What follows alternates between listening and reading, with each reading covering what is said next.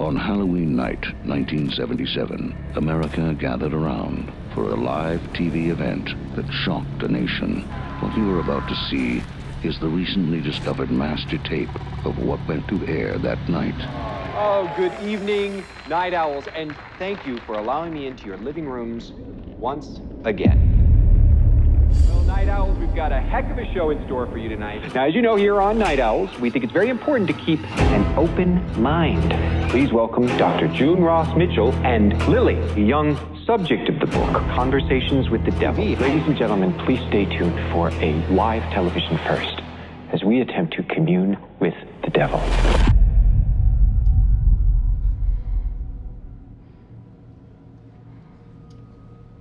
Please be warned, anyone with young children in the room. What you're about to see. You okay, Jack? Is profoundly disturbing and shocking.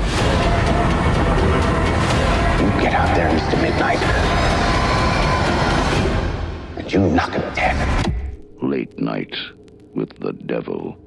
Set in the 1970s, Late Night with the Devil merges the genres of possession horror and late-night television, delivering a gradually intensifying narrative that culminates in a chilling climax.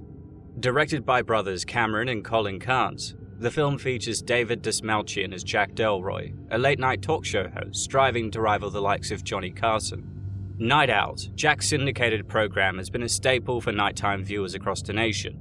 However, following the tragic death of his wife, the show's ratings have sharply declined. In a bid to salvage his career, Jack organizes an unprecedented Halloween special. This broadcast features an eclectic lineup: a medium, a professional skeptic, a parapsychologist, and a survivor of a satanic cult, all of whom are oblivious to the malevolence that's about to be unleashed upon unsuspecting viewers. Throughout the film, Jack's personal tragedies are gradually uncovered, shedding light on his desperate quest for a return to prominence. The tension escalates with each eerie incident, keeping the audience riveted and anxious until we reach a harrowing and irreversible crescendo. Please stay tuned for a live television first as we attempt to commune with the devil, but not before a word from our sponsors. The movie distinctively departs from the traditional found footage genre, embracing a documentary-style approach that, while not consistently terrifying, masterfully builds suspense and crafts an unsettling ambience.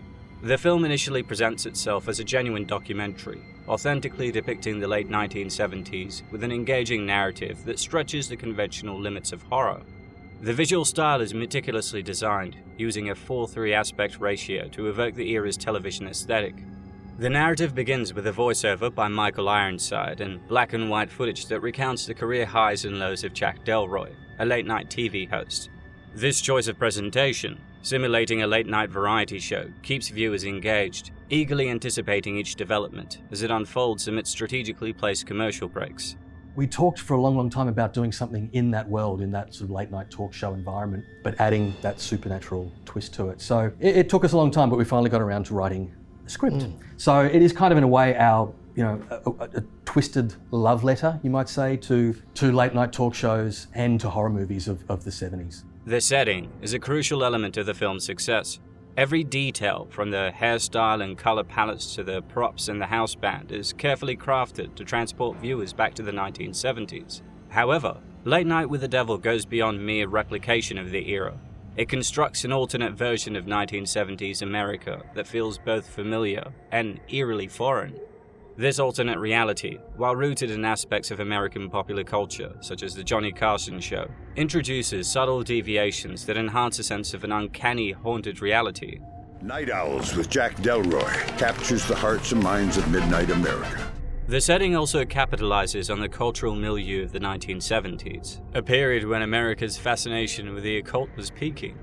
Post-1960s, as the idealism of the hippie movement waned in the shadow of events like the Manson family murders and Altamont, there was a marked shift towards the mystical and the supernatural in mainstream culture. This was evident in the media's increased attention to occult phenomena, highlighted by Time magazine's 1972 feature on the occult revival, and the impact of landmark horror films such as The Exorcist and The Omen, which both reflected and fueled this intrigue. In this context, Late Night with the Devil effectively taps into the era's shifting spiritual landscape, adding a layer of cultural commentary to its suspenseful narrative. We are entering a satanic age. Anyone who can't see that is blind! The prologue is set up as a documentary, exploring a mysterious incident during the live broadcast of a 1977 episode of Night Owls with Jack Delroy, a popular late-night variety talk show competing with The Tonight Show starring Johnny Carson. Despite its success and a catchy theme tune performed by a Cleo Lane-style scat singer, Night Owls consistently lag behind Carson's ratings. Set against the backdrop of Sweeps Week and personal tragedy, Jack Delroy, recently bereaved by the death of his wife Madeline from terminal lung cancer, is determined to outshine Carson at least once. Madeline's death, particularly poignant as she was a non-smoker, profoundly impacts Jack and temporarily halts the show's production. Even a heartfelt episode featuring Madeline discussing her illness failed to boost it to #1 in the ratings. He's blushing right now. How's a girl not supposed to fall in love with that? Isn't she something, ladies and gentlemen? Also of note is Jack's frequent visits to the Grove, an exclusive California retreat for influential men, coinciding with the peak of the show's competitiveness. The Grove is inspired by the real-life Bohemian Grove, known for its long-standing weird traditions since 1872. As depression mounts from the network due to his persistent rating struggles, Jack, alongside his cunning producer Leo, concocts a daring Halloween special in their Manhattan studio. The lineup includes Christou, a questionable medium known for leveraging audience insights, Carmichael Hague, a former magician, now a vocal occult skeptic, and Stanford parapsychologist June Ross Mitchell, who brings along Lily Diabo, a child purportedly haunted by a past involvement with a satanic cult. Christou, Carmichael Hague, Dr. June Ross Mitchell with the subject of her new book, Lily. The Halloween episode essentially aims to captivate audiences with a live conversation with the devil, using the possessed Lily as a focal point.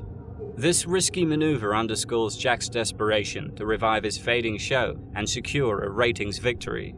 The film unfolds through a combination of recovered footage from this chilling episode and additional behind-the-scenes content, painting a tense picture of a television host grappling with personal and professional demons. A desperate Jack plans an episode he hopes will turn his fortunes around. Everything is on the line when Sweeps Week begins on Halloween night, 1977. Used to be the f***ing man, Jack. What the f*** happened to you? We are going to take a break. What you are about to see is the recently discovered master tape of what went to air that night. During the live broadcast of Night Owls, medium Christou is initially dismissed as offering mere cold readings. Who is Edward? He was a son or brother for one of you, see? Edmund was my little brother. And you were the mother, see? See. What I saw was an admittedly accomplished performer digging from a bag of tricks that goes back to biblical times. However, the atmosphere shifts dramatically when he receives an authentic premonition about someone named Minnie, leaving him visibly disturbed.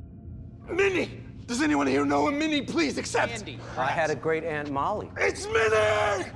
Amid the unexpected success of the show, producer Leo pressures a shaken Christou to continue for the sake of ratings, despite his pleas of wanting to leave due to feeling unwell. You happy to stay with us a little longer? I really should. That's the spirit. As the program progresses, Jack Delroy introduces Carmichael Hague, who vehemently challenges Christou's authenticity. Jack supports the medium by revealing that Minnie was a personal nickname for his late wife Madeline. You no more have the power of divination than I resemble Burt Reynolds. You, sir, like me, are a liar. Funny as it may seem, I actually believe that last reading may have been meant for me. Hague, modeled after skeptic James Randi and reminiscent of his confrontations with Uri Geller on the Johnny Carson show, adds a layer of contentious dynamism to the show. The tension escalates when Christou, amid an argument with Carmichael, suddenly vomits a black substance and is urgently hospitalized during a commercial break. Go to a goddamn commercial! The night continues with the introduction of June Ross Mitchell, a parapsychologist studying paranormal phenomena, and Lily, a young girl allegedly possessed by a demon after being the sole survivor of a mass suicide by a satanic cult that worshipped Abraxas. Diabo claims that anyone who witnesses these dreadful rituals will fall under the spell of the demon Abraxas. Hail Abraxas! Carmichael dismisses June's assertion that Lily is host to a demon she refers to as Mr. Wriggles, a name Lily gave due to its sensation of writhing within her. This demon, hinted to be a minion of Abraxas, purportedly entered Lily during the catastrophic event orchestrated by cult leader Xander Diabo. Was her survival part of Diabo's wicked master plan? Who am I speaking to now? Is this the demon known as The narrative also weaves in Jack's secretive past, revealing his association with the Grove, the clandestine society of influential figures. It is essentially suggested that during one of his visits, Jack performed a satanic ritual that tragically resulted in his wife contracting terminal lung cancer, intensifying his desperation to boost his show's ratings. Christou's real premonition and subsequent distress, coupled with the unsettling presence of Lily, heightens the eerie atmosphere of the episode. And despite June's outward normalcy, Lily's disturbing demeanor and the mysterious origins of Mr. Wriggles contribute to the mounting suspense and foreboding that pervade the show. And you needn't worry about your TV show. I think you're going to be very famous soon. I hope you know what you're doing, lady. We know what we're doing, Sammy. Don't we, June? During a commercial break, the crew delivers grave news to Jack Delroy. Christou, the medium, has succumbed to internal hemorrhaging while being transported to Mount Sinai Hospital. Gus McConnell, Jack's sidekick and a man of faith, is deeply troubled by the unfolding events and pleads with him to halt the production. However, Jack and his producer Leo dismiss his concerns, arguing that the success of this episode is critical for saving the show and securing everyone's employment. You're meddling with things you don't understand. All I'm trying to do is save our fucking show, okay? You are not a bad man, Jack. You're not. And I am begging you to stop this before something terrible happens. What did he say? Just that he thinks it's the biggest TV event since the moon landing. Baby, fuck! We're back from the fucking dead. As they resume, Dr. June Ross Mitchell is pressured to demonstrate the validity of her research by conducting a seance. Despite her reservation about the potential repercussions, Jack persuades her to proceed. During the seance, June places Lily in a trance-like state, allowing the demon known as Mr. Wriggles to manifest. The demon causes electrical disturbances and levitates Lily. Be careful now. You know what happened to his last whore? She died. She died an ugly, ugly death. That's enough! No, I can't help it. I know. I never...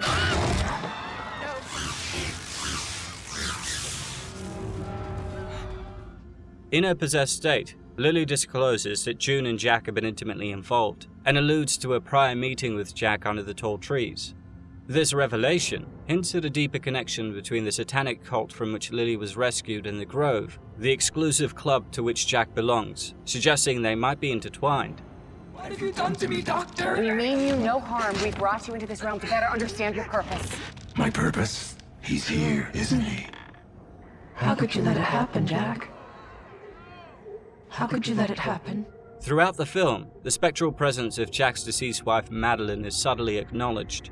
Her apparition appears in various reflective surfaces, mirrors, the television set, the back of people's heads, a pocket watch, and occasionally looming behind Jack himself, signifying that although she'd passed away, her spirit remained, closely observing Jack's actions. During a hypnotism demonstration orchestrated by Carmichael, Gus experiences and seemingly shows everyone in the studio horrific visions of worms infesting his body. However, when the production team reviews the footage, they realize that the horrifying scene was merely a collective hallucination induced by Carmichael. Dreamer, here, awake! In stark contrast, the supernatural occurrences during June's seance remain vividly unaltered upon playback. This replay also shocks Jack when he spots the spiritual apparition of his late wife Madeline standing behind him.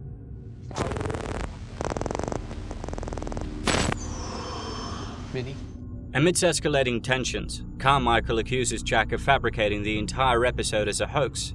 Their altercation is interrupted when Lily, seemingly calm until now, suddenly convulses and becomes possessed once more. Unrestrained, she stands, drawing bolts of lightning from the studio equipment into her hands. Her head then splits open, emitting a radiant glow, and in a gruesome display of power, she fatally manipulates Gus and June. Carmichael, who'd spent the episode trying to disprove the supernatural, is ironically killed by Mr. Wriggles through telekinesis, along with the destruction of the check he was trying to bribe the demon with. As chaos ensues and the audience flees, Leo attempts to escort Jack out. The broadcast abruptly cuts to a station difficulties notice, only to return to distorted footage of a disoriented Jack performing routine show segments under skewed camera angles and an altered aspect ratio. But now, here's Mr. Midnight, Jack Delroy! Really good book. Hello.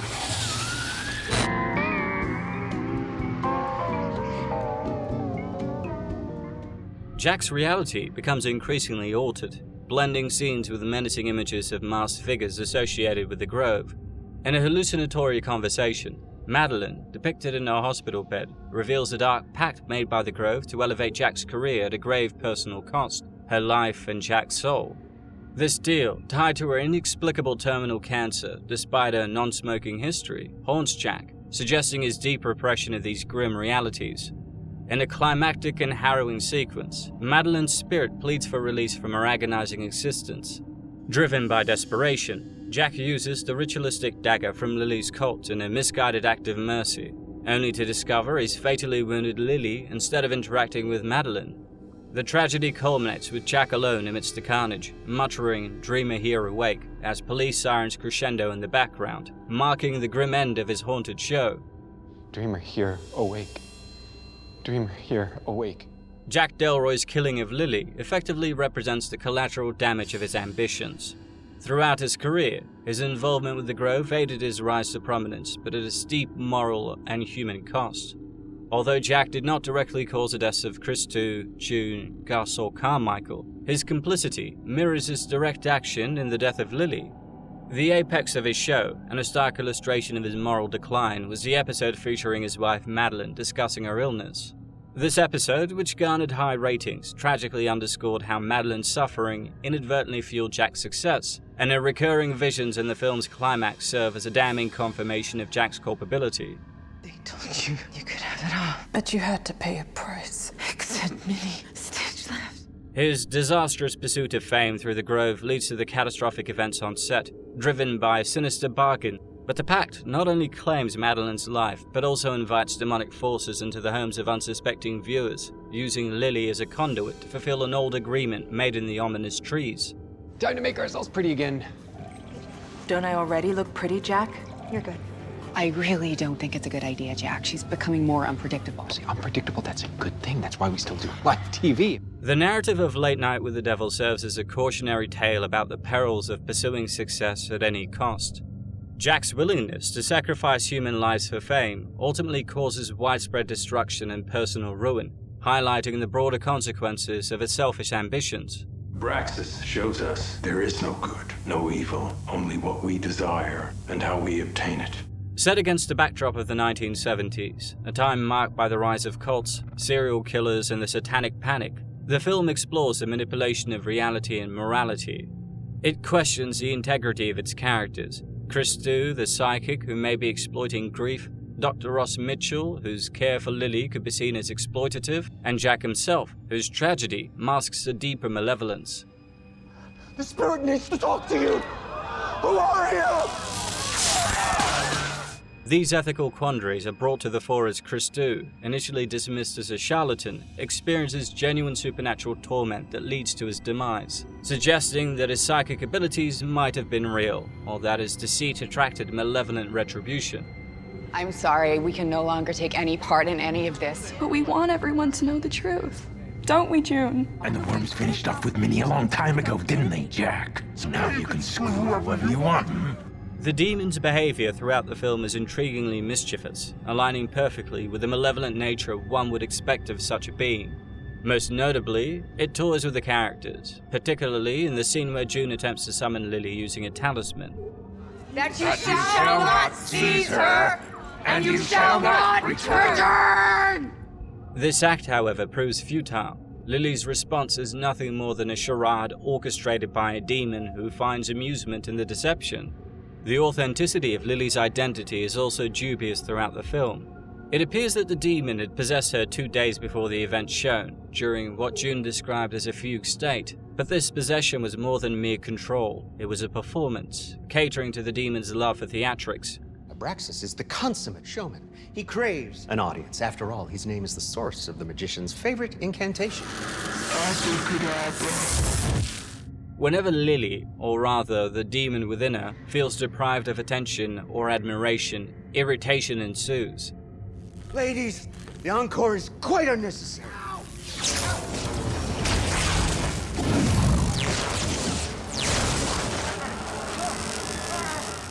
This manipulation extends beyond mere interaction, influencing the entire narrative to satisfy the demon's craving for spectacle.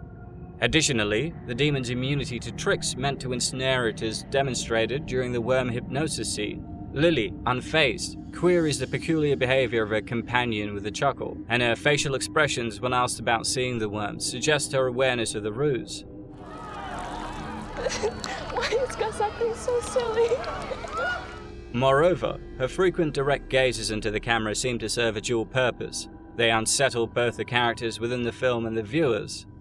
Thank you, Mr. Delroy. I'm so glad you could join us too. Now, Lily, you don't have to look at the camera. You can actually talk directly to me. This tactic suggests a disturbing possibility that the demon is cognizant of the film's nature as a documentary found footage, acknowledging and exploiting the layers of audience interaction as part of its grand, malevolent spectacle.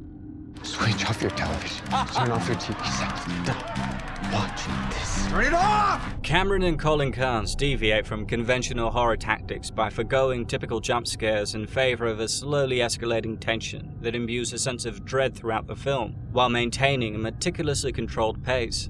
Before diving into the script, because I was given a script and I was given a PDF lookbook, I opened the lookbook and it's designed and it feels the TV guide of the 1980s, 70s. I could tell whoever made this, aka these mad scientists, were gifted. And it's such a compelling, terrifying, fascinating, nuanced story. Thanks, David. It's good to hear.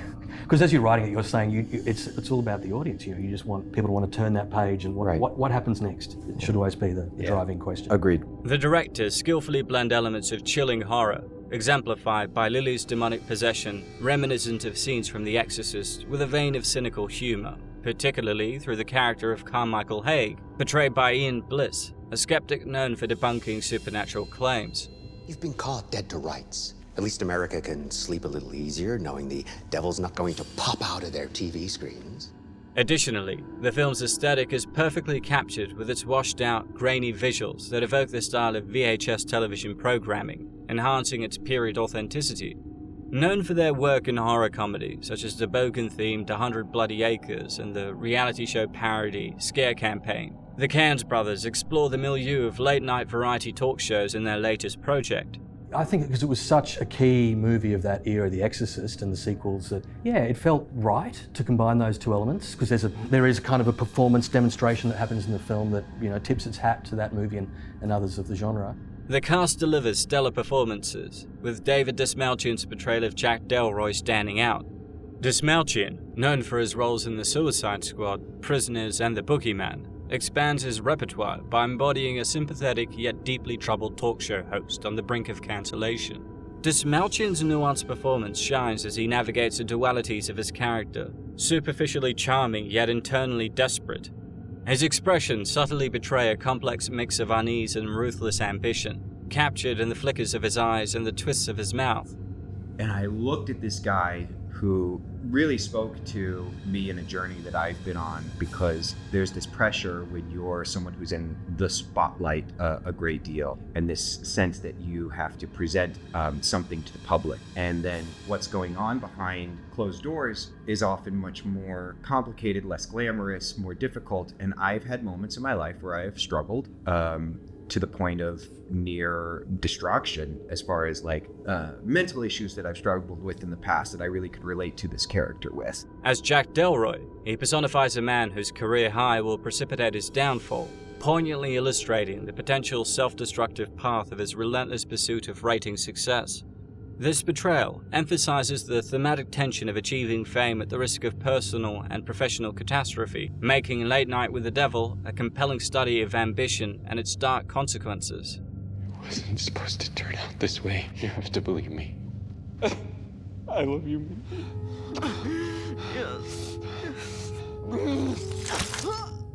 The Australian cast of Late Night with the Devil also deliver remarkable performances, with each actor bringing depth and complexity to their roles.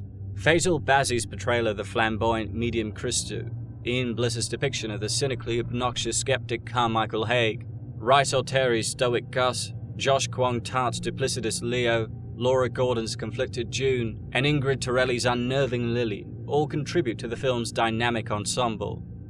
I can't stop it! Turn off your TV sets before Abraxas claims your souls! The film crescendos into a wildly chaotic third act, where the Cairnes brothers masterfully blend gore, violence, and lo-fi special effects.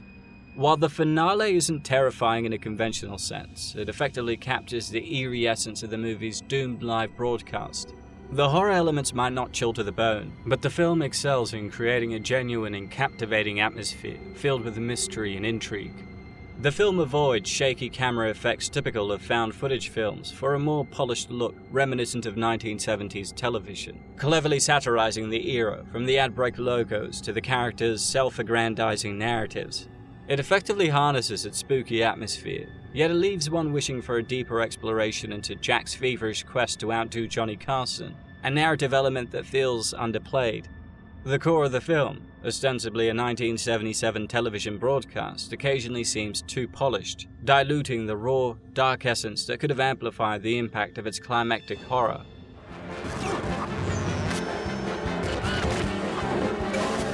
Despite this, the movie masterfully builds tension, akin to witnessing a slow-motion disaster, which kept me on the edge as I anticipated the inevitable catastrophe. Moreover, the narrative moralizes the recklessness of dabbling in the dark for fleeting fame, implicating not only the show's creators, but also the studio audience, and by extension, the film's viewers as complicit in the unfolding tragedy. This meta-commentary reflects on the audience's thrill-seeking complicity, underlining the dangerous allure of such entertainment. Late Night with the Devil intriguingly posits that its lead character Jack might have sacrificed his wife Madeline Piper for his career. Madeline's recurring spiritual appearances could suggest various haunting possibilities: vengeance from beyond, a demonic manipulation to enforce a sinister pact, or a complex combination of both. The film's closing messages of Jack telling everyone to brilliantly plays on the irresistible pull of forbidden spectacles and our voyeuristic fascination with danger.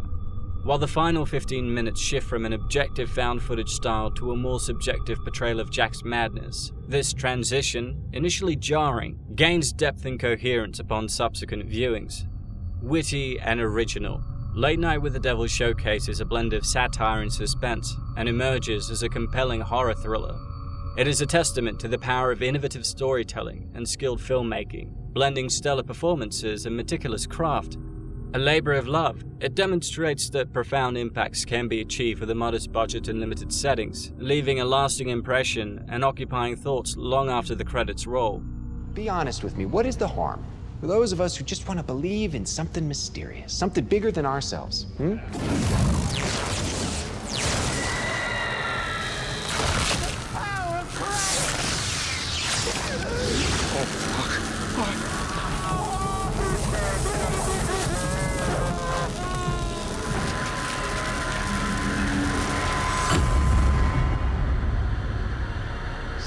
Get out there, Mr. Midnight, and you'll knock him dead.